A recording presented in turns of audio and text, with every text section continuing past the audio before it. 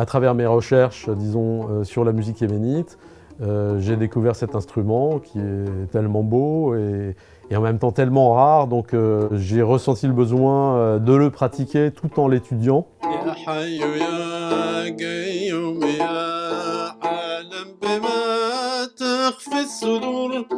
C'est un luth à 4 cordes au lieu de 5 cordes, donc il est plus archaïque, disons, que le luth qu'on connaît aujourd'hui.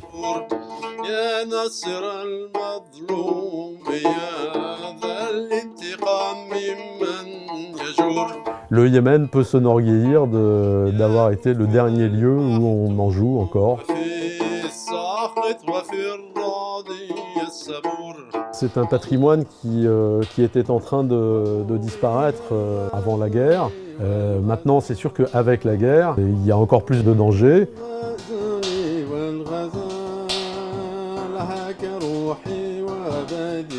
Le seul facteur d'instruments qui travaille à Sanaa a vu son atelier bombardé, hélas, par l'aviation saoudienne.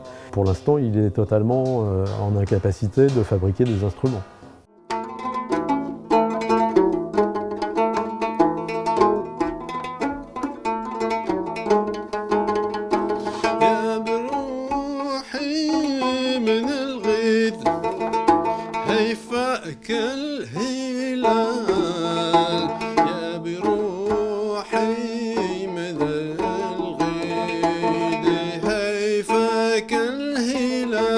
L'aviation de la coalition mène des bombardements qui sont totalement inconsidérés et qui touchent les populations civiles, qui touchent également le patrimoine culturel bâti, des sites archéologiques, un musée, plusieurs musées en fait ont été détruits et des monuments historiques de la période islamique.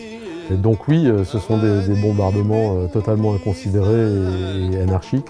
En même temps, il y a aussi un coup d'État, on peut dire, qui a été mené en 2014 contre le gouvernement légitime. Donc voilà, ce n'est pas noir et blanc et malheureusement, je crois qu'il faut que les Yéménites eux-mêmes trouvent le moyen de s'entendre.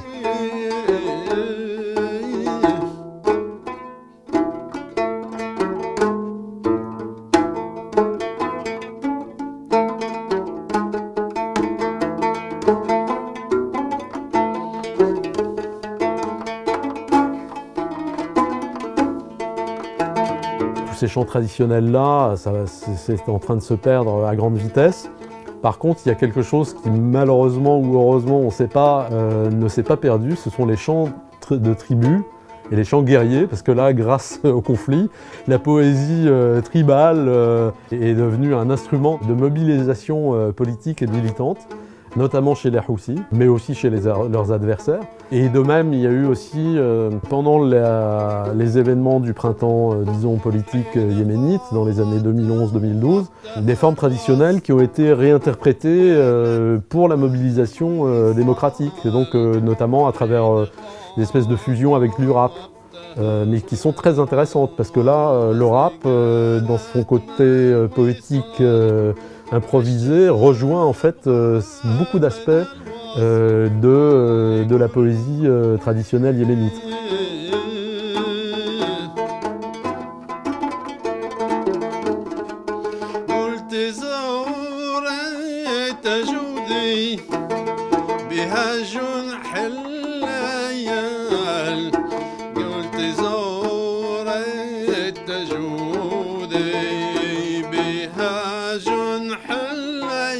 La diffusion du salafisme depuis les années 80, on peut dire la fin des années 80 au Yémen, comme dans beaucoup d'autres pays de la région, a certainement contribué à l'appauvrissement de la diversité culturelle qu'on voyait aussi bien dans les costumes féminins, tellement variés d'un village à l'autre dans tout le Yémen. Mais aussi sur le patrimoine immatériel, donc sur les pratiques musicales. Par exemple, dans certaines familles, tout d'un coup, on ne voulait plus de musique instrumentale, ni de danse dans les fêtes de mariage. Donc seulement des chants religieux. Et encore, dans certaines familles, encore pire, On voulait même plus de chants religieux, on ne faisait plus que du Coran.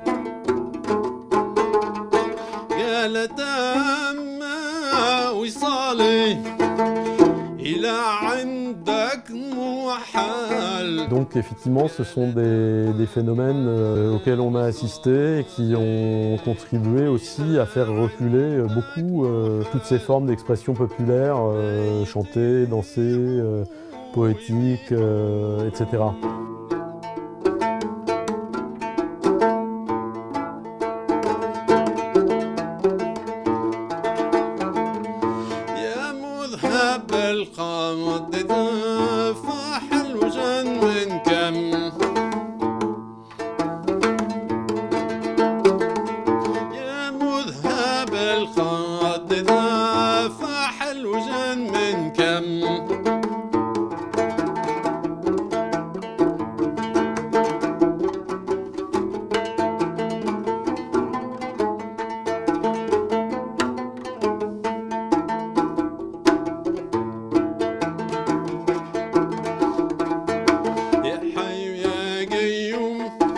مجد المعدوم عبدك دعاك اليوم يا قاضي الحجات تقضي حوايجنا واللوم يسامحنا باللطف داركنا واصلح لنا النيات.